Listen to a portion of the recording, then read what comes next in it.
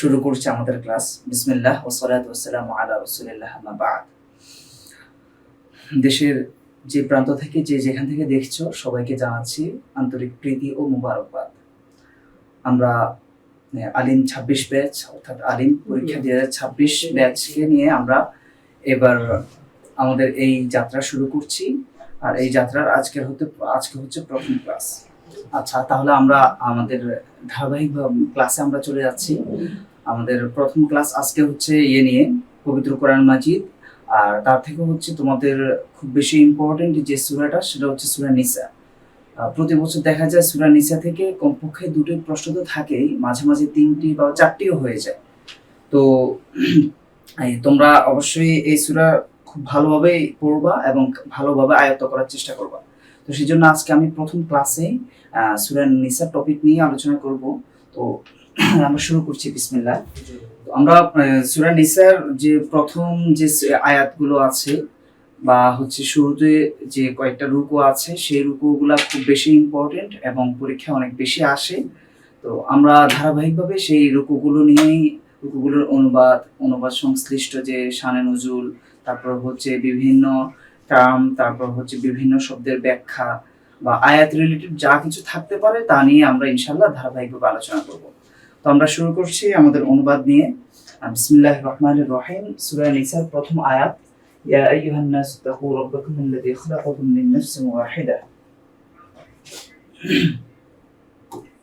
ওয়া খালাকা মিনহা যাওজাহা ওয়া বাথা মিনহুমা রিজালান কাসীরান ওয়া নিসা ওয়াত্তাকুল্লাহা আল্লাযী তাসাআলুনা বিহি ওয়াল আরহাম ইন্নাল্লাহা কানা আলাইকুম রাকীবা। তো এই আয়াতের অনুবাদ সেটা আমরা যদি শুরু করি যে এখান থেকে, যে ইয়া আইয়ুহান নাস মানে হচ্ছে কি, মানুষ সকল, হে লোক সকল, ইত্তাকু রাব্বাকুম, তোমরা তোমাদের প্রতিপালকে কি ভয় করো। আচ্ছা, ইয়া আইয়ুহান নাস, হে মানুষ সকল, ইত্তাকু রাব্বাকুম, তোমরা তোমাদের প্রতিপালককে ভয় করো।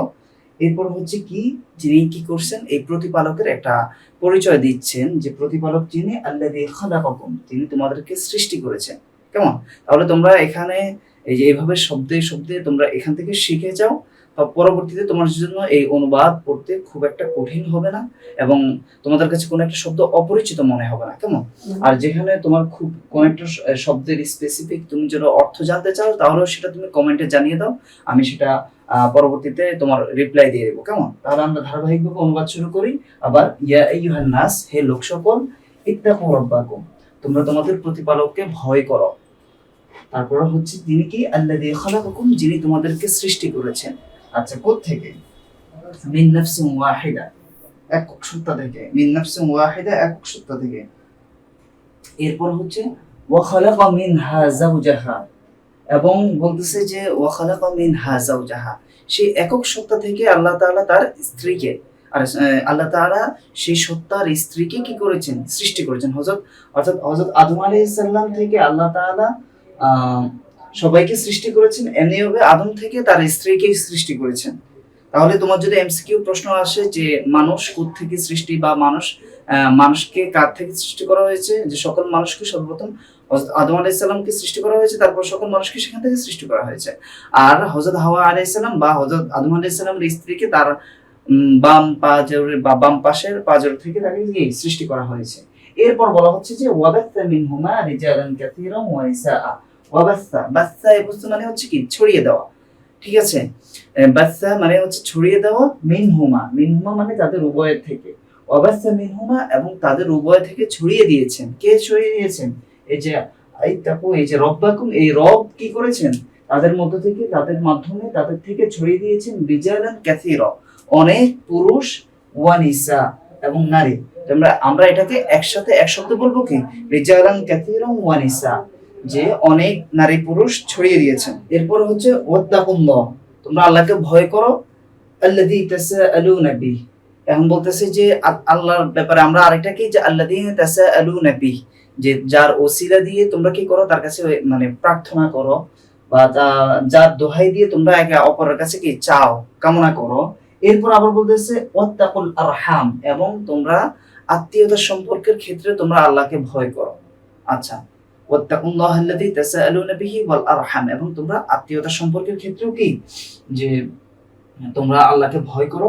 এরপর বলছে যে ইন্নাল্লাহা কানা আলাইকুম রাকিবা, যে তোমরা যদি ভয় না করো তাহলে কি করছেন, যে আল্লাহ তাআলা তোমাদেরকে দেখছেন, সে কথাটা আল্লাহ বলে দিচ্ছেন।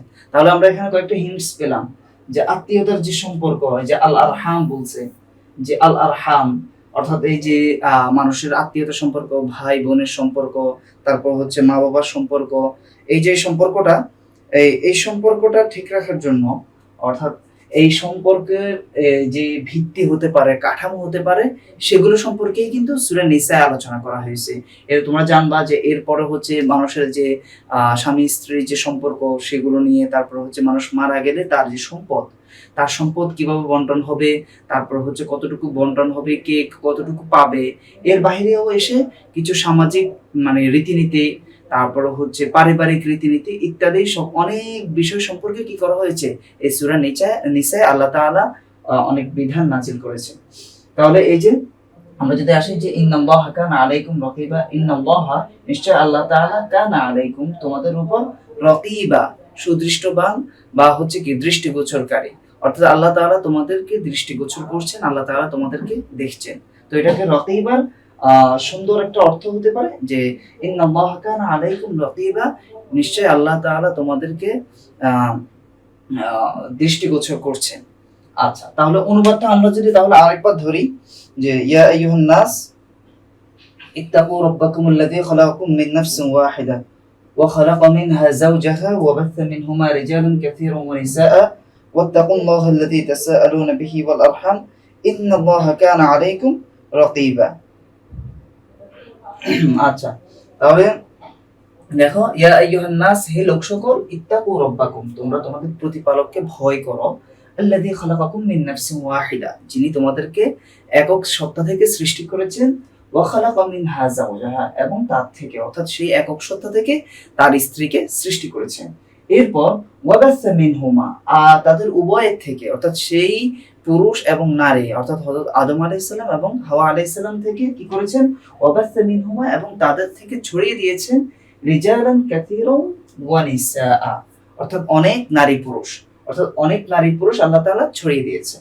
এরপর আল্লাহ তাআলা পরবর্তীতে আয়াত ওয়াত্তাকুল্লাহ তোমরা আল্লাহকে ভয় করো। এখন আল্লাহর আরেকটা বৈশিষ্ট্য বলছে যে আল্লাহর মাধ্যমে আমরা কি করি, মানে সে আল্লাহকে কেন ভয় করব, যে আল্লাযী তাসাআলুনা বিহি যার মাধ্যমে তোমরা একে অপরের কাছে কামনা করো, যাচনা করো।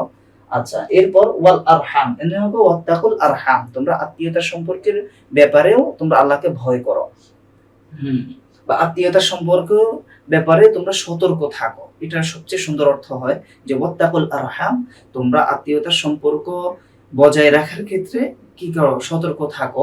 ইন্নাল্লাহা কানা আলাইকুম রাকিবা যে নিশ্চয় আল্লাহ তাআলা তোমাদের ব্যাপারে সম্যক দ্রষ্টা বা আল্লাহ তাআলা তোমাদেরকে দৃষ্টিগোচর করছে।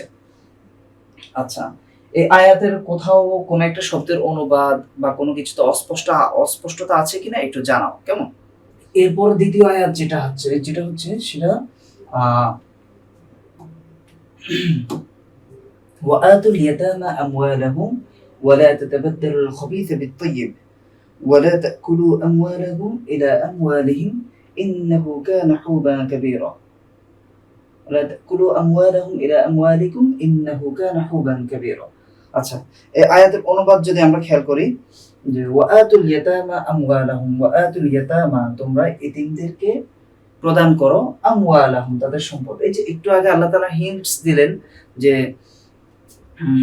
ওয়াত্তাকুল আরহাম যে তোমরা আত্মীয়তার সম্পর্কের ব্যাপারে সজাগ থাকো, সতর্ক থাকো, অর্থাৎ আত্মীয়তার সম্পর্ক তোমরা ভালোভাবে বজায় রাখো। সে আত্মীয়তার সম্পর্কের ক্ষেত্রে হচ্ছে একটা হচ্ছে যে এতিম, অর্থাৎ কেউ মারা গেল তো সে তো ছোট, অর্থাৎ কেউ ছোট বয়সে মারা গেল, তার বাবা, তারপর তার বাবা তো নাই, তার চাচা, তারপর হচ্ছে তার দাদা বা অন্যান্য তার যে অভিভাবকরা আছে তারা তো হচ্ছে তার বাবার রেখে যাওয়া সম্পত্তির মালিক, তাই না? তো এই সম্পত্তি তো এতিমকে ভালোভাবে পৌঁছিয়ে দেওয়া, সে বড় হলে তারপর হচ্ছে তার কাছে সম্পদ পৌঁছিয়ে দেওয়ার যে দায়িত্ব সেটা হচ্ছে এই অভিভাবকদের। তো সেজন্য আল্লাহ তাআলা বলেছেন যে ওয়াআতুল ইয়াতামা আমওয়ালাহুম তোমরা এতিমদেরকে তাদের সম্পদ প্রদান করো।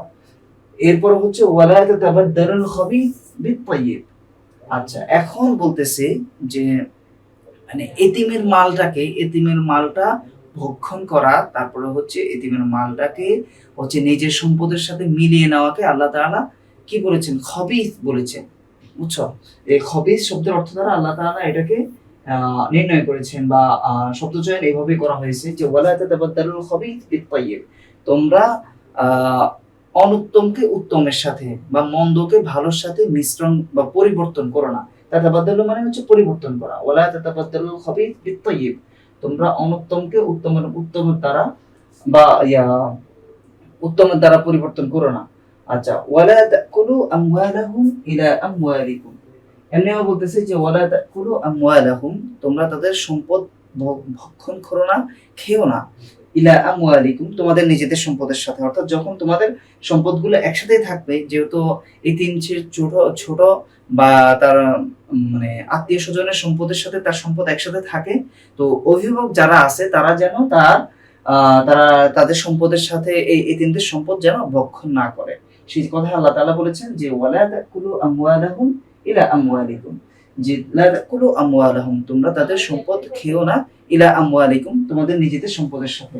ইন্নাহু কানা হুবান কাবীরা, যে ইন্নাহু কানা হুবান কাবীরা, যে ইন্নাহু কানা হুবান কাবীরা, এই ইন্নাহু কানা নিশ্চয় এটি, হুবা, হুবা মানে হচ্ছে কি পাপ, আর কাবীরা মানে হচ্ছে বড়, মহা। তাহলে ইন্নাহু কানা হুবান কাবীরা, এটা নিশ্চয় এটি হচ্ছে কি মহাপাপ। আচ্ছা, তাহলে এই আয়াতের অনুবাদ আমি আরেকবার বলে দিচ্ছি। তোমরা যে যে যে শব্দের অনুবাদ পারো না সেটা একটু মনোযোগ দিয়ে খেয়াল করো, এবং আশা করি যে এই ক্লাস করার পরে অনুবাদ, এই আয়াতগুলোর অনুবাদের ব্যাপারে তোমাদের আর কোনো অস্পষ্টতা থাকবে না। এরপর তুমি সর্বোচ্চ একবার থেকে দুইবার পড়লেই তুমি অনুবাদটা যথাযথভাবে করতে পারবা এবং বুঝতে পারবা। আচ্ছা, দেখো আমি আবার পড়ছি। ওয়াআতু, তোমরা প্রদান করো, আল ইয়াতামা, ইয়েতিমদেরকে, আমওয়ালাহুম, তাদের সম্পদ। তোমরা এতিমদেরকে তাদের সম্পদ প্রদান করো। ওয়াআতুল ইয়াতামা আমওয়ালাহুম, তোমরা এতিমদেরকে তাদের সম্পদ প্রদান করো। ওয়ালা তাতাবাদদালু, তোমরা পরিবর্তন করো না বা বদলে ফেলো না, আল খবিস বিত-তাইয়্যিব, অর্থাৎ উত্তমকে অনুত্তমের সাথে তোমরা মিশ্রণ করো না।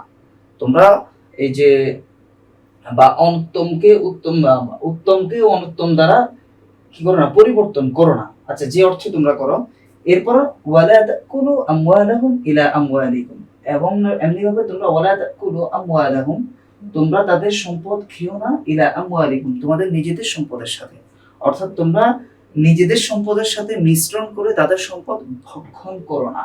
ইন্নাহু কানা, নিশ্চয় এটি হচ্ছে, হুবান কাবীরা, হুবা মানে হচ্ছে পাপ, আর কাবীরা মানে হচ্ছে কি বড়।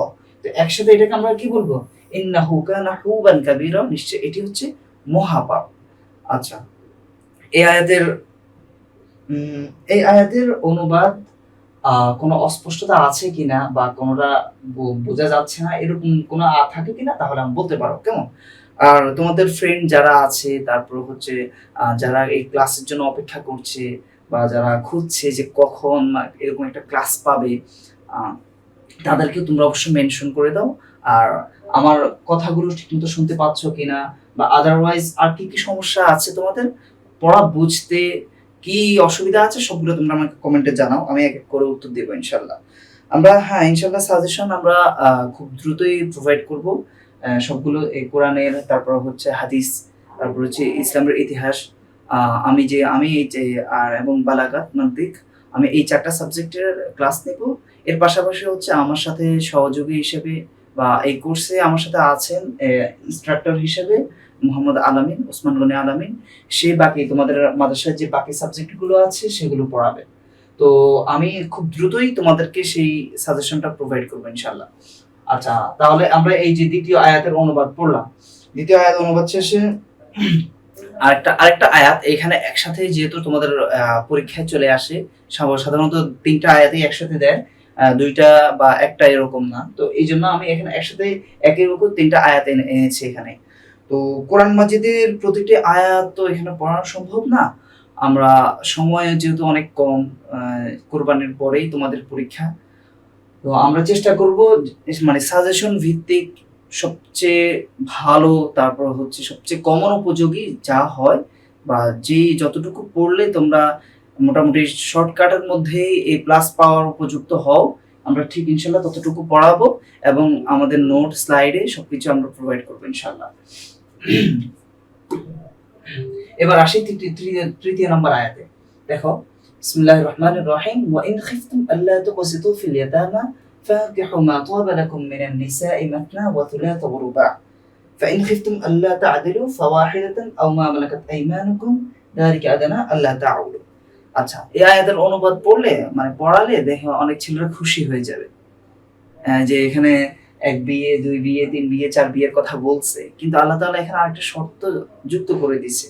তো কি শর্ত এবং কি কারণে খুশি হতে হবে, আবার কি কারণে আল্লাহ তাআলা আবার বেজার করার কথাও বলছেন, সেটা আমরা আয়াতের অনুবাদের মাধ্যমে আমরা জানবো ইনশাআল্লাহ। হ্যাঁ, আচ্ছা দেখো, ওয়া ইন খিফতুম, যদি তোমরা আশঙ্কা করো। খিফতুম মানে হচ্ছে কি করা? ভয় করা। যে ওয়া ইন খিফতুম মানে হচ্ছে কি তোমরা ভয় করা। আচ্ছা, তো এখানে ভয় করা মানে হচ্ছে কি আশঙ্কা করা। ওয়া ইন খিফতুম, যদি তোমরা আশঙ্কা করো যে আল্লাহ তুকসিতু, তোমরা সমতা বা ন্যায্যতা বজায় রাখতে পারবে না। কিসের ক্ষেত্রে? ফিল ইয়াতামা। আচ্ছা, এতিমদের ক্ষেত্রে। মানে এখানে হচ্ছে কি একটা প্রেক্ষাপট আছে, সেটা হচ্ছে আমরা বা আমাদের কিছু যুগ আগেও আমাদের দাদারা বা তাদের ঊর্ধ্বতন পুরুষ যারা আছে তারা কি করতো, যে আত্মীয় স্বজনের মধ্যেই বিয়েটা করতো। যে তারা নিজেরা দেখা যায় চাচাতো ভাই, চাচাতো বোন, তারপর হচ্ছে খালাতো, ফুফাতো, মানে আত্মীয়ের মধ্যে আত্মীয়টা করতো। তো এর অন্যতম একটা কারণ হিসেবে ওনারা উল্লেখ করতো কি, যে আমাদের যে সম্পদগুলো আছে সেই সম্পদগুলো যেন আমাদের মাঝেই থাকে, বাহিরে যেন না যায়।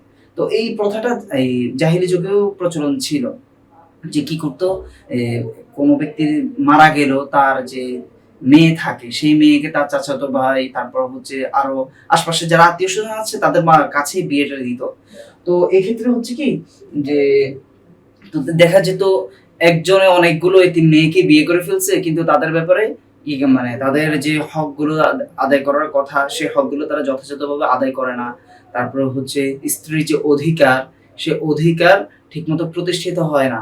তো সেই লক্ষ্যে আল্লাহ তাআলা এখানে বলেছেন যে ওয়াইন খিফতুম, যদি তোমরা আশঙ্কা করো আল্লাহ তুকসিতু ফিল ইয়াতামা, তোমরা এতিমদের মাঝে এতিম মেয়েদেরকে বিবাহ করার ক্ষেত্রে বা স্ত্রী হিসেবে গ্রহণ করার ক্ষেত্রে তোমরা ন্যায্যতা, সাম্যতা বজায় রাখতে পারবে না বা বজায় না রাখার যদি আশঙ্কা করো।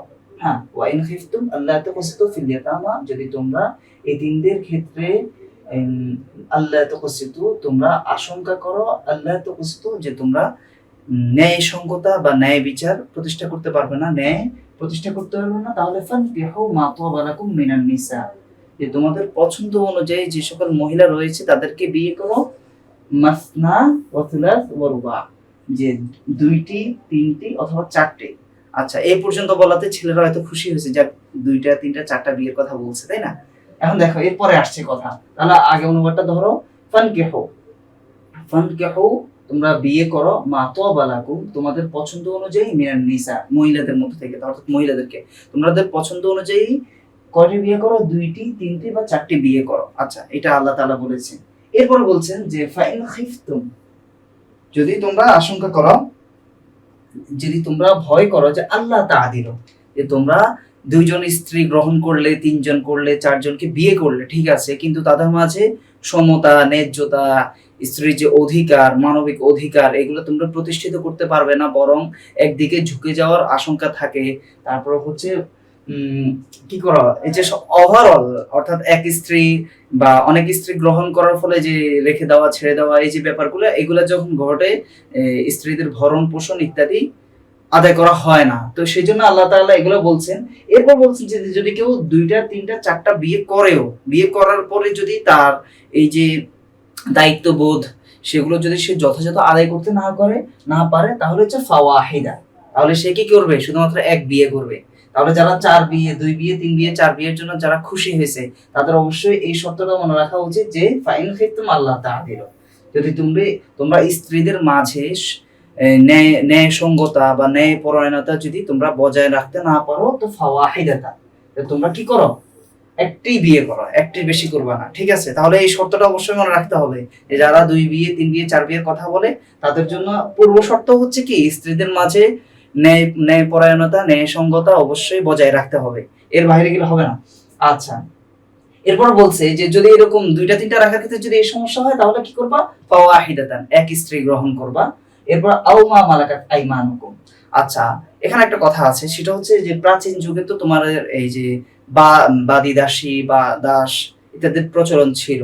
তো কেউ যদি এরকম হতো যে সে তার স্ত্রীদের মানে একজন স্ত্রী যদি থাকে আর ওই একজন স্ত্রীর ভরণ পোষণ দিতে পারছে না, তাহলে সে কি করবে, এই একজন স্ত্রীকে গ্রহণ করবে, অথবা কি যে আউমা মালাকাত আইমানুকুম, অধীনস্থ যে নারীরা রয়েছে অর্থাৎ এই যে বাদী দাসীদেরকে বিয়ে করবে। আচ্ছা, যালিকা আদনা আল্লাহ তাউলু। আচ্ছা, এরপর আল্লাহ বলে দিচ্ছেন, এই যে একটা মূলনীতি বললেন, যে একটা মূলনীতি বললেন যে একটা দুইটা তিনটা চারটা বিয়ে করো, তারপর হচ্ছে তা না পারলে শুধুমাত্র একটাই করো, এবং যদি একটার ক্ষেত্রেও যদি ন্যায়সঙ্গতা যদি বজায় রাখতে না পারো তাহলে হচ্ছে কি করো, যে বাদী দাসী যারা আছে তাদেরকে বিয়ে করো। তো এর এর কারণ কি, যে যালিকা আদনা আল্লাহ তাআলা, আর এটাই হচ্ছে অধিকতর ন্যায়সঙ্গত। আদনা মানে হচ্ছে অধিকতর ন্যায়সঙ্গত, আল্লাহ তাআলা তোমরা এক এক পেশে না হওয়ার, অর্থাৎ একদিকে ঝুঁকে না যাওয়ার। আচ্ছা, তাহলে এই যে অনুবাদটা বুঝতে পারছো, আমি আরেকবার বলে দিচ্ছি। ওয়া ইন খিফতুম আল্লা তুকসিতু ফিল ইয়াতামা, যদি তোমরা এতিমদের ক্ষেত্রে ন্যায়পরায়ণতা বজায় না থাকার আশঙ্কা করো, ফানকিহু মা তাবা লাকুম মিনান নিসাই মাসনা ওয়া থুলাথা ওয়া রুবা, তাহলে তোমরা তোমাদের পছন্দ অনুসারে 2 3 4 জন স্ত্রী গ্রহণ করো। ফাইন খিফতুম আল্লা তাআদিলু, যদি তোমরা এই ক্ষেত্রেও এসে ন্যায়সঙ্গতা বজায় না রাখার আশঙ্কা করো, ফাওয়াহিদাতান, তাহলে এক স্ত্রী গ্রহণ করো, আও মা মালাকাত আইমানুকুম, অথবা তোমাদের অধীনস্থ যে সকল বাদী দাসী রয়েছে তাদেরকে বিয়ে করো বা তাদের মাঝে সন্তুষ্ট থাকো। যালিকা আদনা আল্লাহ তাআলা, আর এটি হলো কি তোমাদের এই যে এক পেশে না হওয়ার জন্য হচ্ছে অধিকতর ন্যায়সঙ্গত ব্যাপার বা অধিকতর ন্যায়সঙ্গত নীতি। আচ্ছা, এই গেল তাহলে কোরআনের এই যে চারটে আয়াত, তিনটে আয়াত প্রথম রুকুর পড়ছি। এই তিনটে আয়াতের আমরা যদি এর পাশাপাশি, যেহেতু আমাদের পরীক্ষাও কাছে চলে আসছে, আমরা আরো একটা দুইটা আয়াত বা আরো একটা দুইটা রুকু পড়ার চেষ্টা করবো ইনশাআল্লাহ। এখানে হচ্ছে সূরা নিসার এটা 11 নম্বর আয়াত।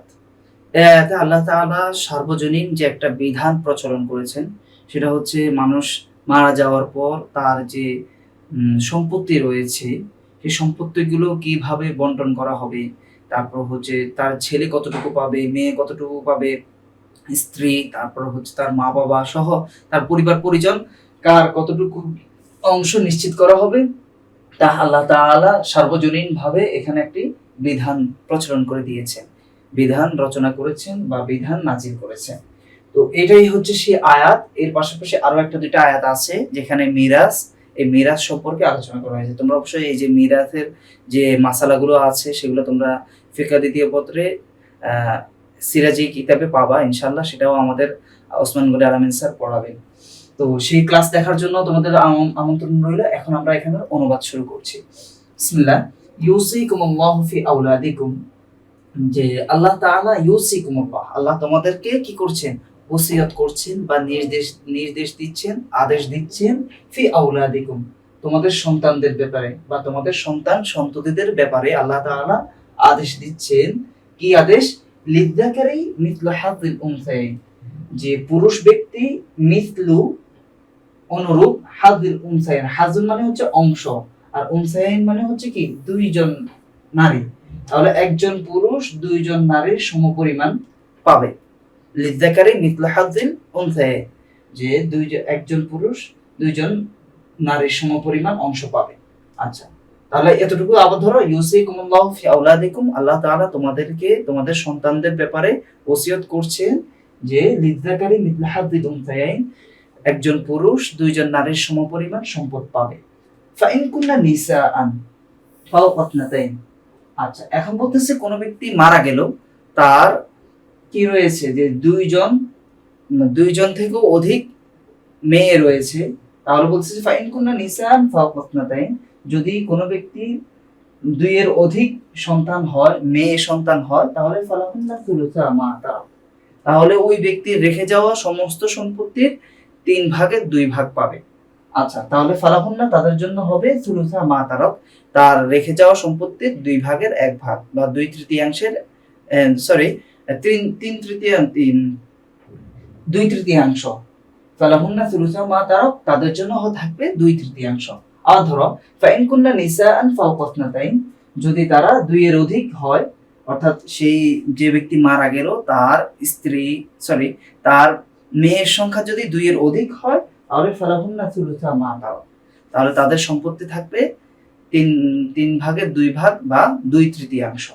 আচ্ছা, এরপর বলতেছে ওয়াইন কানাত ওয়াহিদাতান, আর যদি কোনো ব্যক্তি মারা গেল তার শুধুমাত্র একটা মেয়ে আছে, কোনো ছেলে নাই, মানে ছেলে থাকলে তো একটা নীতি বলেই দিয়েছে যে ছেলে হলে কি হবে, যে একজন ছেলে 2জন মেয়ের সমপরিমাণ সম্পত্তি পাবে। তো এটা কেন পাবে, সেটা আমাদের সামাজিক আর্থসামাজিক পরিস্থিতি দেখলেই আমরা বুঝতে পারি যে একজন ছেলে তার তার শুরু থেকে তার স্ত্রীর জন্য, মেয়ের জন্য, মার জন্য, এভাবে তার যে অধীনস্থ যে সকল নারী রয়েছে সবার জন্য সে খরচ করে। তো সেই তুলনায় মেয়েরা বাবা থেকে পায়, তারপর তার স্বামী থেকে পায়, বা তার যদি হয় ভাই মারা যায়, তা ভাইয়ের থেকে, অনেক সময় দেখা যায় ভাই থেকেও সম্পত্তি পায়। যে সম্পত্তি পাওয়াটা, এই সম্পত্তির ব্যাপারটা কিন্তু তাদের তুলনামূলক তাদের ব্যয়ের খাতটা অনেক কম। তো সেই জন্য আল্লাহ তাআলা এই যে ন্যায্যতা তৈরির জন্য, ন্যায্যতা বজায় রাখার জন্য আল্লাহ তাআলা এই আদেশ দিলেন যে সাধারণত পুরুষরা কি পাবে, নারীদের দ্বিগুণ সম্পত্তি পাবে। আচ্ছা, তাহলে ফালাহুন্না ওয়াইন কানাত ওয়াহিদাতান, এখন কোন ব্যক্তি মারা গেল তার শুধুমাত্র একটি মেয়ে রয়েছে, কোনো ছেলে নাই, তো কি সে কিভাবে ফালাহান নিসফ, তাহলে সে মেয়ে ওই লোকের সম্পত্তির অর্ধেক পাবে। তাহলে আমরা এখানে মাসালার পাশাপাশি আমরা একসাথে মাসালাও আমাদের জানা হয়ে গেল আর অনুবাদটাও আমাদের শেখা হয়ে গেল, ঠিক আছে। আর নিসফ মানে অর্ধেক। আচ্ছা, ওয়াইন কানাত ওয়াহিদাতান, আর যদি মেয়ে একজন হয় তাহলে সে পাবে অর্ধেক সম্পত্তি।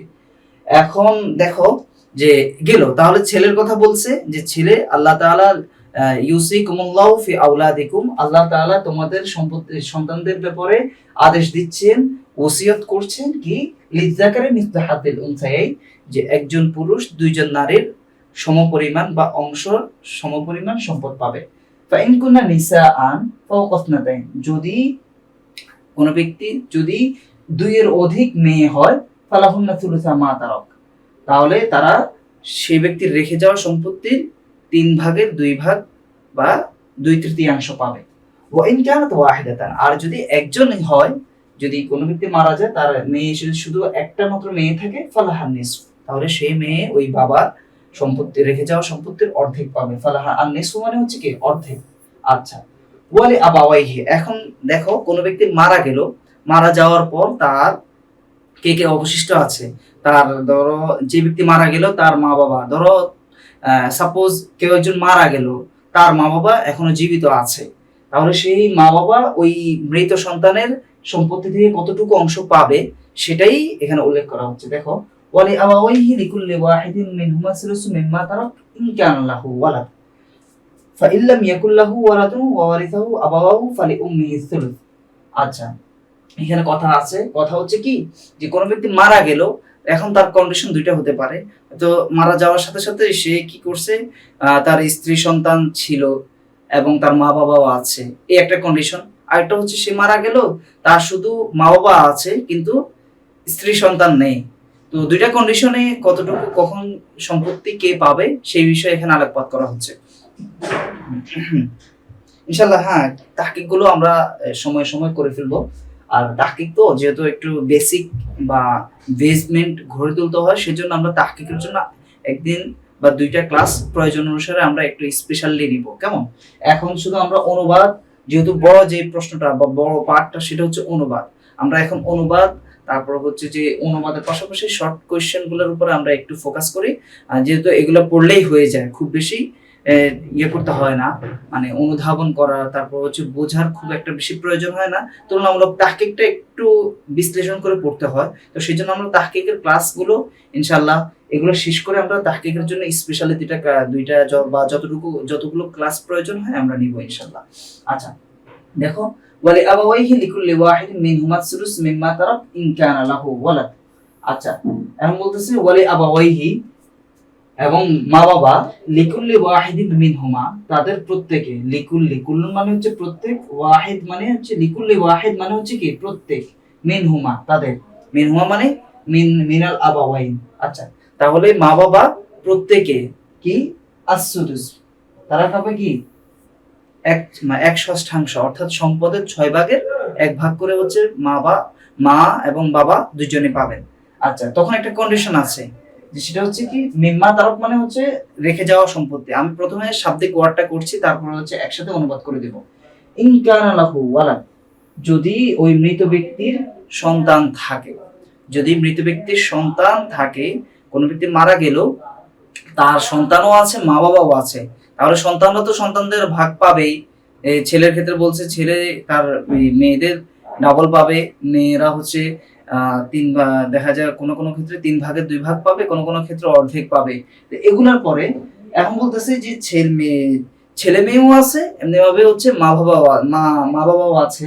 তাহলে তখন কি করতে হবে, যে মা বাবা প্রত্যেকেই কি পাবে, যে মা বাবা প্রত্যেকেই এই করে পাবে, ওই 1/6 করে তারা সম্পত্তি পাবে।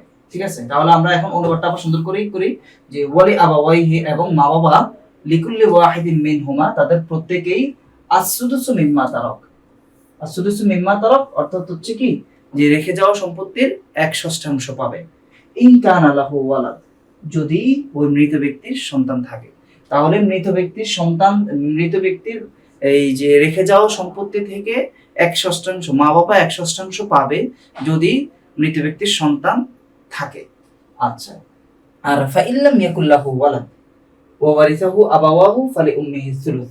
এখন বলতেছে যে ফাইল্লাম ইয়াকুল্লাহু ওয়ালাদ, যদি তার কোনো সন্তান সন্ততি না থাকে, ফাইন যদি, লাম ইয়াকুল্লাহু তার না থাকে, ওয়ালাদ মানে হচ্ছে কি সন্তান সন্ততি, যদি তার সন্তান সন্ততি না থাকে, এবং ওয়ারিসাহু আবাওয়াহু, তো সন্তান সন্ততি না থাকার কারণে কি হবে, অটোমেটিক তার সম্পদের মালিক হয়ে যাবে তখন মা বাবা, আর কেউ না।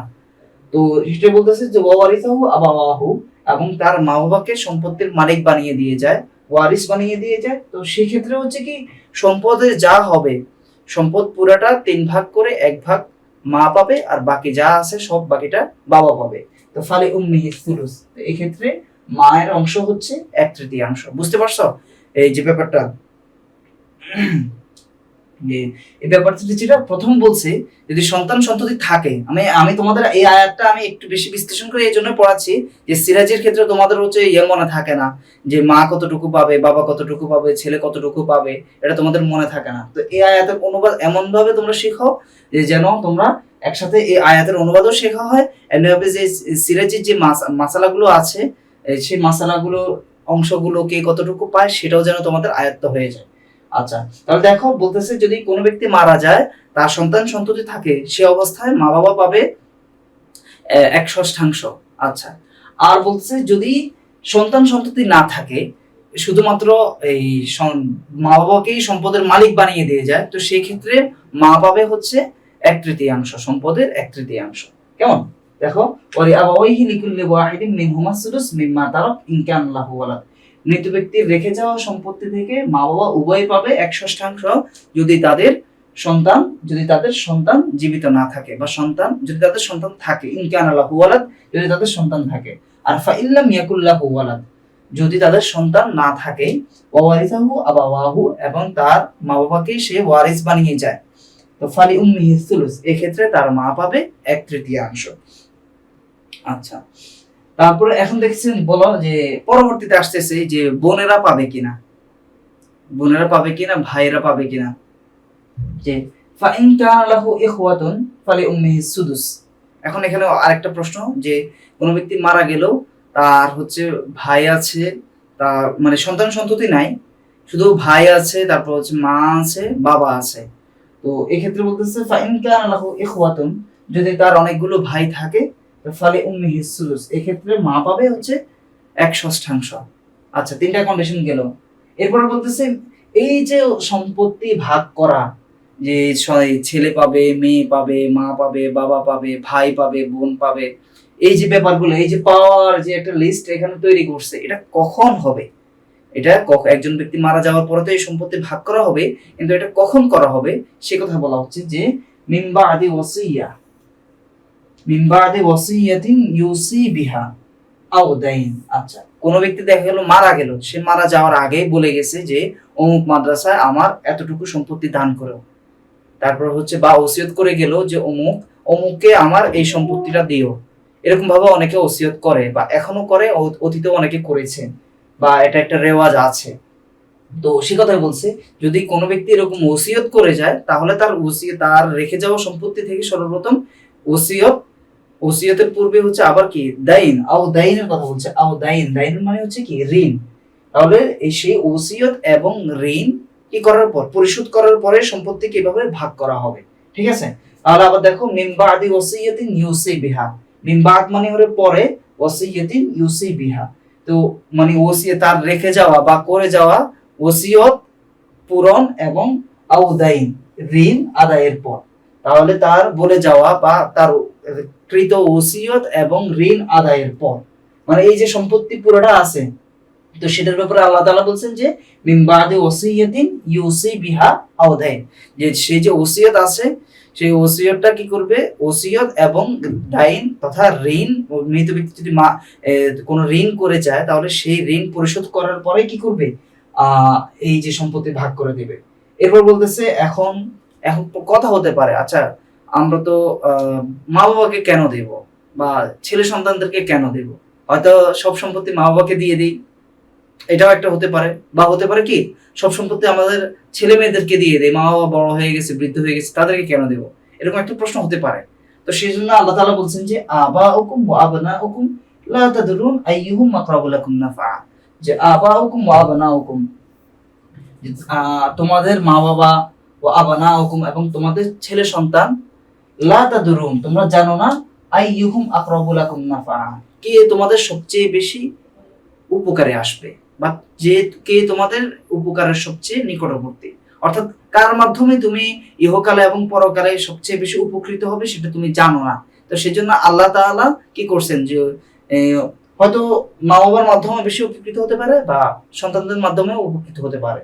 তো সেজন্য আল্লাহ তাআলা এখানে কি কন্ট্রোভার্সি এড়ানোর জন্য এভাবে বলছেন যে আবাউকুম ওয়া আবনাউকুম লা তাদরুন আইয়ুহুম আকরাবু লাকুম নাফআ, তোমাদের সন্তান, তোমাদের মা বাবা এবং তোমাদের সন্তানদের মধ্য থেকে কারা তোমাদের অধিক বেশি উপকারের দিক থেকে অধিক বেশি নিকটবর্তী তা তোমরা জানো না। এরপর আল্লাহ তাআলা এই পুরো বিধানের ব্যাপারে বলতেছে যে কি ফারিদাতান মিনাল্লাহ, এটা আল্লাহর পক্ষ থেকে বন্টনকৃত, ঠিক আছে।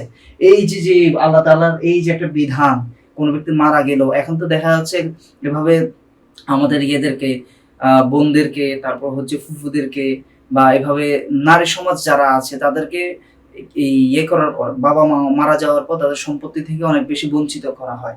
কিন্তু এই বঞ্চনার শিকার যেন তারা না হয় সেজন্য আল্লাহ তাআলা অনেক আগেই, অর্থাৎ 1400 বছর আগে কোরআনের মাঝে একটি এই যে শাশ্বত বিধান আল্লাহ তাআলা নাজিল করে দিয়েছেন। তো সেটাই আল্লাহ তাআলা আবার একবার এই যে পুরোটা বিধান এই যে আলোচনা করলেন, আলোচনা করার পর আল্লাহ তাআলা স্পেশালি আবার বলে দিলেন যে ফারিদাতাম মিনাল্লাহ, এটা হচ্ছে কি আল্লাহ তাআলার পক্ষ থেকে নির্ধারণ, আল্লাহ তাআলার পক্ষ থেকেই হচ্ছে বন্টন। ইন্নাল্লাহা কানা আলিমান হাকিমা, নিশ্চয় আল্লাহ তাআলা আলিম মানে হচ্ছে কি সর্বজ্ঞাত, আর হাকিম মানে হচ্ছে সর্বজ্ঞ বা প্রাজ্ঞ, বা বিজ্ঞ, যেটাই বলো সেটাই অর্থ হয়। ইন্নাল্লাহা কানা আলিমান হাকিমা, নিশ্চয় আল্লাহ তাআলা সর্বজ্ঞ এবং বিজ্ঞ। আচ্ছা তাহলে আমরা এই পুরোটার অনুবাদটা আরেকবার করি, যে তোমরা শোনো মনোযোগ দিয়ে। ইউসিকুমুল্লাহু ফি আওলাদিকুম, আল্লাহ তাআলা তোমাদেরকে তোমাদের সন্তানদের ব্যাপারে ওসিয়ত করছেন কি লিযাকারি মিসলা হাযিল উনসায়াইন, যে পুরুষ, একজন পুরুষ দুইজন নারীর ভাগের সমভাগ পাবে। ফাইন কুননা নিসাআন ফাওকা ইসনাতাইন, যদি তারা দুইয়ের অধিক নারী হয় বা দুইয়ের অধিক মহিলা হয়, মেয়ে হয়, ফালাহুন্না সুলুসা মা তারাক, তাহলে তারা তার বাবার বা রেখে যাওয়া সম্পত্তির 2/3 পাবে। আচ্ছা তাহলে এই যে এখানে অটোমেটিক একটা কন্ডিশন এখানে হিডেন আছে, সেটা হচ্ছে কি এই যে এই দুইটা কন্ডিশনের ক্ষেত্রে একটা হচ্ছে বলছে দুইয়ের অধিক মেয়ে হয়, দুই বা দুইয়ের অধিক মেয়ে হয়, অথবা একজন মেয়ে হয়, এই যে পরবর্তী ওয়াইন কানাত ওয়াহিদাতান, এই কন্ডিশনটা হচ্ছে কি যদি তাদের সাথে ভাই না থাকে। ভাই থাকলে তো হচ্ছে তখন ওই যে ভাইয়ের সাথে সম্পত্তি অটোমেটিক ভাগ হয়ে যাবে, যে সম্পত্তি যদি 1 লাখ থাকে তাহলে হচ্ছে 33,000 একজন মেয়ে পাবে, আর 66 বা সামথিং যা হয় সেটা পাবে একটা ছেলে, এটাই মানে সহজ হিসেব। তো তখন আর এভাবে 2 ভাগ 3 ভাগ ওইভাবে আলাদা করা লাগবে না। আর এখন যখন হচ্ছে কি কোন ছেলে নাই, তখন তার ওভারঅল সম্পত্তির প্রথমত বলছে যে 2 জন বা তার অধিক মেয়ে থাকলে তখন সম্পত্তির 2 ভাগের 3 ভাগের 2 ভাগ পাবে হচ্ছে মেয়েরা, আর যদি ওয়াইন কানাত ওয়াহিদাতান, যদি একটি মাত্র মেয়ে হয়, ফালাহান নিসফ, তাহলে সে পাবে কি অর্ধেক সম্পত্তি। এখন সন্তানদের ব্যাপার তো গেল, এখন মা বাবার বলা হচ্ছে ওয়ালি আবাওয়াইহি লিকুল্লি ওয়াহিদিন মিনহুমা সুলুসু মিম্মা তারাক।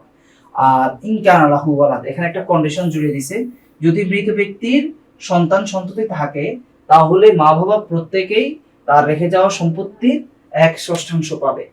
আচ্ছা, আর ফাইল্লাম ইয়াকুল্লাহু ওয়ালাদ, যদি তার সন্তান না থাকে, ফাইল্লাম ইয়াকুল্লাহু ওয়ালাদ, যদি তার সন্তান সন্ততি না থাকে, ওয়ারিসাহু আবাওয়াহু, এবং তার মা বাবাকে ওয়ারিস বানিয়ে দিয়ে যায়, ফালি উম্মিহি সুলুস, এক্ষেত্রে যে মা বাবাকে যখন ওয়ারিস বানিয়ে দিয়ে যাবে তখন হচ্ছে কি মা 1/3 পাবে।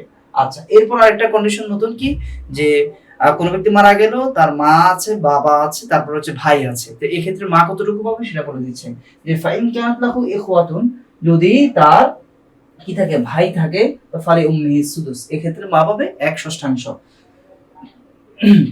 এরপর এই যে পুরো সম্পত্তিটা এটা কখন বন্টন করা হবে, বলতেছে মিন বাদি ওয়াসিয়াতিন ইউসা বিহা আও দাইন, যে তার যে ঋণ আছে এবং তার যে ওসিয়ত আছে সেটা পরিপূর্ণ করার পরে, মিন বাদি মানে হচ্ছে পরে, ওয়াসিয়াতিন ইউসি বিহা, ওসিয়ত যা সে করে গিয়েছে, আও দাইন অথবা তার যদি ঋণ থাকে সেই ঋণ পরিশোধ করার পর।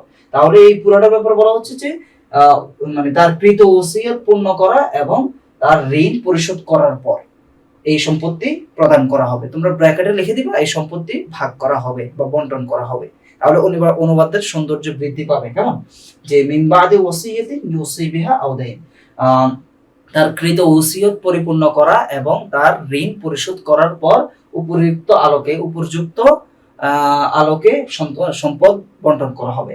এরপর বলতেছে যে আবাউকুম ওয়া আবনাউকুম লা তাদরুন আইয়ুহুম আকরাবু লাকুম নাফা, আবাউকুম তোমাদের মা বাবা, ওয়া আবনাউকুম এবং তোমাদের ছেলে সন্তান, লা তাদরুন তাদের ব্যাপারে তোমরা জানো না, যে আইয়ুহুম আকরাবু লাকুম নাফা, কে তোমাদের উপকারের দিক থেকে অধিক নিকটবর্তী, অর্থাৎ কে তোমাদের বেশি উপকারে আসবে সেটা তোমরা জানো না।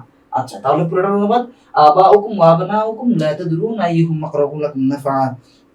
আচ্ছা, যে তোমাদের মা বাবা এবং তোমাদের সন্তান সন্ততির ব্যাপারে তোমরা জানো না কে বেশি অধিক উপকারী, ফারিদাতাম মিনাল্লাহ। এরপর পুরাটার উপরে আল্লাহ তাআলা কমেন্ট করলেন যে ফারিদাতাম মিনাল্লাহ, এটা হচ্ছে আল্লাহ তাআলার পক্ষ থেকে বন্টন। ইন্নাল্লাহা কানা আলিমান হাকিমা, নিশ্চয় আল্লাহ তাআলা সর্বজ্ঞ এবং সর্বজ্ঞানী। আচ্ছা, আলিমা সর্বজ্ঞ এবং হাকিমা হচ্ছে প্রাজ্ঞ বা বিজ্ঞ। আচ্ছা, গেল। আমরা এখন ইনশাআল্লাহ পরবর্তীতে হচ্ছে আমরা করব এই যে এটা রিলেটেড যে কোশ্চেন গুলো আছে সেগুলো আমি তোমাদেরকে প্রথমে দেখিয়ে দিই। এই প্রথম যে আমরা 3টা আয়াত পড়ছিলাম, যে বাইয়িন সাওয়াব নুজুল হাদিহিল আয়াতুল কারীমা আও ফিমান নাযালাতিল আয়াতুল কারীমা, এরপর হচ্ছে এটা একটা প্রথম প্রশ্ন, যে তোমাকে প্রথম যে একটা প্রশ্ন করবে যে সাবাব নুজুল অর্থাৎ শানা নুজুল বর্ণনা করো, তো এটার ক্ষেত্রে কি কয়েকটা স্টাইলে তোমাকে বলতে পারে। প্রথম স্টাইল হতে পারে কি, যে বাইয়িন সাবাব নুজুলি হাদিহিল আয়াতুল কারীমা, এই আয়াতগুলোর শানে নুজুল বর্ণনা করো, অথবা বলতে পারে যে আও ফিমান নাযালাতিল আয়াতুল কারীমা, যে এই উপরোক্ত আয়াতগুলো কার সম্পর্কে অবতীর্ণ করা হয়েছে। তাহলে বুঝতে পারছো যে 3টা মানে প্রশ্নের ধরন কিভাবে হতে পারে। আচ্ছা, এরপরে দেখো এই রিলেটেড, এই যে প্রথমে আল্লাহ তাআলা বলছেন যে ইয়া আইয়ুহান নাসুত্তাকু, হে মানুষ সকল তোমরা কি করো, ভয় করো। তারপর আরেকবার বলছে ওয়াত্তাকুল আরহাম, ওয়াত্তাকুল্লাহাল্লাযী খালাকাকুম মিন নাফসিন ওয়াহিদাতিন ওয়া খালাকা মিনহা যাওজাহা, এর পরে আবার ওয়াত্তাকুল আরহাম, যে তোমরা কি, এই যে বারবার তাকওয়ার কথা বলছে, তো সেই তাকওয়া মানে কি, যে মা মা'নাত তাকওয়া ওয়া মা হিয়া মারাতিবু, যে তাকওয়া কি এবং তাকওয়ার স্তর কি, এই যে এই রিলেটেড একটা কোশ্চেন। এরপর আরেকটা হতে পারে যে এখানে ইতিমের কথা বলছে, যে ওয়াআতুল ইয়াতামা আমওয়ালাহুম, তোমরা ইতিমদেরকে তাদের সম্পদ প্রদান করো। তো ইতিম কি, মানে শরীয়তের পরিভাষায় কাকে ইতিম বলা হয়, তারপর হচ্ছে কখন ইতিমের সম্পদ প্রদান করতে হবে সে ব্যাপারে বলা হচ্ছে যে মা মা'নাল ইয়াতিম মাতা ইউক্তা আমওয়ালু, যে ইতিম কি, ইতিম মানে কি এবং কখন ইতিমের সম্পদ প্রদান করা হবে। এরপর হচ্ছে লিমা আকাদাল্লাহু তাআলা ফি আদাই হুকুকিল ইয়াতামা, যে আল্লাহ তাআলা কেন ইতিমের সম্পদ প্রদানের ব্যাপারে কি করেছেন, তাকিদ দিয়েছেন, গুরুত্ব আরোপ করেছেন। আচ্ছা, এটা হচ্ছে প্রশ্ন। তোমাদের কিন্তু প্রশ্নগুলো আরবিতেই হবে, তাই প্রশ্নগুলো বোঝার ক্ষেত্রে অবশ্যই মনোযোগ দিবা। প্রশ্নগুলো না বুঝলে তোমরা কিন্তু পরীক্ষা লিখতে পারবে না। তো সেজন্য যখন প্রশ্নগুলো বলি সেগুলো খেয়াল রাখবা। আচ্ছা, এটা গুলো হচ্ছে প্রথম 3 আয়াত সম্পর্কিত প্রশ্ন। এরপরে দেখো আরো কিছু প্রশ্ন হতে পারে, যে বাইন, এই যে 11 নম্বর আয়াত যেটা আমরা পরবর্তী আয়াত যেটা পড়লাম, যে সেই আয়াতের শানে নুজুল বর্ণনা করার কথা বলা হতে পারে, যে বাইন সাবাব নুজুল হাদিহিল আয়াতুল কারীমা, এই একটা। আর বা ওই প্রশ্নটাই আরেকটা ঘুরিয়ে বলতে পারে যে আও ফি মান নাযালাত মিনাল আয়াতুল কারীমা, যে কার সম্পর্কে এই আয়াতগুলো, এই আয়াত নাজিল হয়েছে। বুঝতে পারছো প্রশ্নটা? তাহলে এর পরবর্তী প্রশ্ন যদি আমরা যাই, যে মা মা'নাল ওয়াসিয়্যা ওয়া মা হুয়াল মুসি ওয়াল মুসালাহ ওয়াল মুসাবিহ। আচ্ছা, তাহলে ওসিয়তের যে ব্যাপারটা আমরা শেষে বললাম না, যে ওসিয়ত পরিপূর্ণ করার পরে হচ্ছে কি সম্পদ প্রদান করা হবে। তাহলে সেই ওসিয়ত বলতে কি বোঝায় সেটা বলছে মা মা'নাল ওয়াসিয়্যা, ওসিয়া মানে কি, ওসিয়া বলতে কি বোঝায়। এরপর ওমা হুয়াল মুসি, মুসি মানে হচ্ছে, মানে মুসি বলতে কাকে বোঝায় এটা আমরা প্রশ্নের উত্তরে পাবো ইনশাআল্লাহ। এরপর ওয়াল মুসালাহ, মানে এগুলো একটা পরিভাষা, যে মুসি, মুসালাহ, এরপর হচ্ছে মুসিবি বা মুসাবি। ঠিক আছে, মুসি মানে হচ্ছে যে ওসিয়ত করেছে, আর মুসালাহ মানে হচ্ছে যার জন্য ওসিয়ত করেছে, আর মুসাবিহি মানে হচ্ছে যেই বস্তু বা যে সম্পদের ব্যাপারে ওসিয়ত করেছে। শেষ। তাহলে তোমরা এটার উত্তর এখানে পেয়ে গেছো। সেখানে হচ্ছে তোমরা এখানে কি এটা মানে আনুষ্ঠানিক ভাবে এটা লিখে দিবা, কিন্তু মূল থিম যেটা এটার উত্তর অলরেডি পেয়ে গেছো, যে মাহুয়াল মুসি, ওসিয়তকারী বলতে কাকে বোঝায় বা কি বোঝায়, ওয়াল মুসালাহু, এবং যার ব্যাপারে ওসিয়ত করে, মুসালাহু মানে হচ্ছে কি যার ব্যাপারে ওসিয়ত করা হয়, আর আল মুসাবিহি মানে হচ্ছে যে সম্পত্তি, মানে যে সম্পত্তির ব্যাপারে ওসিয়ত করা হয় তাকে বলে কি মুসাবিহি।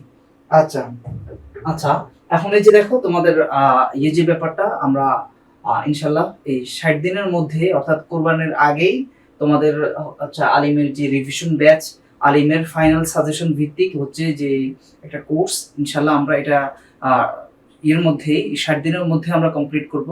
আর এটা অবশ্যই অনেক বেশি গুরুত্বপূর্ণ, যারা শেষ মুহূর্তে এসে যে সারা বছর ফাঁকিবাজি করেছো, তারপর হচ্ছে ঠিকমতো মনোযোগ দাও নাই, তারপর হচ্ছে আজকে পড়বো কালকে পড়বো করে করে একদম শেষ মুহূর্তে এসে গেছো, আজকে থেকে হচ্ছে আর কোনো ধরনের অলসতা করা যাবে না। তোমরা যদি আজকে থেকে যদি তোমরা কমিটমেন্ট বদ্ধ হও যে এই তোমরা আজকে থেকেই পড়বা, ইনশাআল্লাহ আমি বলতে পারি যে আমাদের এই সাবজেক্টগুলোর ক্ষেত্রে আমরা যেভাবে পড়াবো, যতটুকু নোট শিট দেব, ইনশাআল্লাহ এগুলো পড়লেই তুমি ইনশাআল্লাহ A+ পাওয়ার উপযুক্ত হয়ে যাবে। তো এক্ষেত্রে হচ্ছে আমাদের এই কোর্সটা 1500 টাকা ছিল, আমরা তোমাদের জ্ঞাতার্থে, তোমাদের সুবিধার্থে আমরা সেটা শুধুমাত্র 699 টাকা করে দিয়েছি, এবং ইনশাআল্লাহ খুব দ্রুত আমরা পেইড ব্যাচে এই ক্লাসগুলো নেওয়া শুরু করব। তো তোমাদের ফ্রেন্ড সার্কেল যারা আছে, যারা এই ক্লাসগুলো এখনো এই যে কোনো সাজেশন খুঁজে পাচ্ছে না, কিভাবে শুরু করবে, কতটুকু পড়বে, কতটুকু বাদ দিবে, তাদেরকে অবশ্যই তোমরা ইনভাইট করবা এবং ভর্তি হওয়ার জন্য উদ্বুদ্ধ করবা। আচ্ছা, আমরা পরবর্তী এই প্রশ্নগুলোর উত্তরে চলে যাই। যে এখন প্রশ্ন করা হয়েছিল যে বাইয়িন সাওয়া নুজুল হাদিহিল আয়াতুল কারীমা, এই আয়াতুল কারীমাগুলোর সাওয়া নুজুল বর্ণনা করো, আও ফি মান নাযালাতিল আয়াতুল কারীমাতুল মাযকুরা, বা এই কার সম্পর্কে এই উল্লেখিত আয়াতগুলো অবতীর্ণ করা হয়েছে। আচ্ছা, ক্লাস ইনশাআল্লাহ রেকর্ড থাকবে, এই পেজে থাকবে। আর এরপরে হচ্ছে আমাদের যে পরবর্তী যে প্রাইভেট গ্রুপ হবে, প্রাইভেট গ্রুপে সবগুলো ক্লাসের রেকর্ড থাকবে, তোমরা পরবর্তীতে এগুলো করে নিতে পারবা। আচ্ছা, এই যে এখানে তোমাদের দেওয়া আছে শানে নজুল গুলো, এখানে বলা আছে, যেহেতু এখন অলরেডি নামাজের সময় হয়ে যাচ্ছে, তো আমি আর এখানে শানে নজুল গুলো আর এখানে পড়ে দিচ্ছি না। অলরেডি শানে নজুল 3টা আয়াত, তো যে ইয়া আইয়ুহান নাস তাকু রাব্বাকুম, এই আয়াতের শানে নজুল এখানে দেওয়া আছে।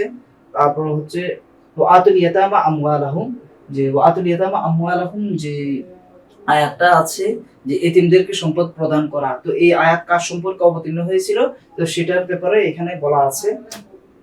এরপর ওয়াইন খিফতুম আল্লাহ তুকসিতু, যে তোমরা যদি এই বিয়ে করার ক্ষেত্রে এতিম মেয়েদের বিয়ে করার ক্ষেত্রে, তারপর হচ্ছে তাদের দেনমোহর দেওয়ার ক্ষেত্রে বা তাদের হুকুকগুলো আদায় করার ক্ষেত্রে যে কি হয়, যে বৈষম্য তৈরি হয়, তো সেগুলোর ব্যাপারে এখানে আলোকপাত করা হয়েছে।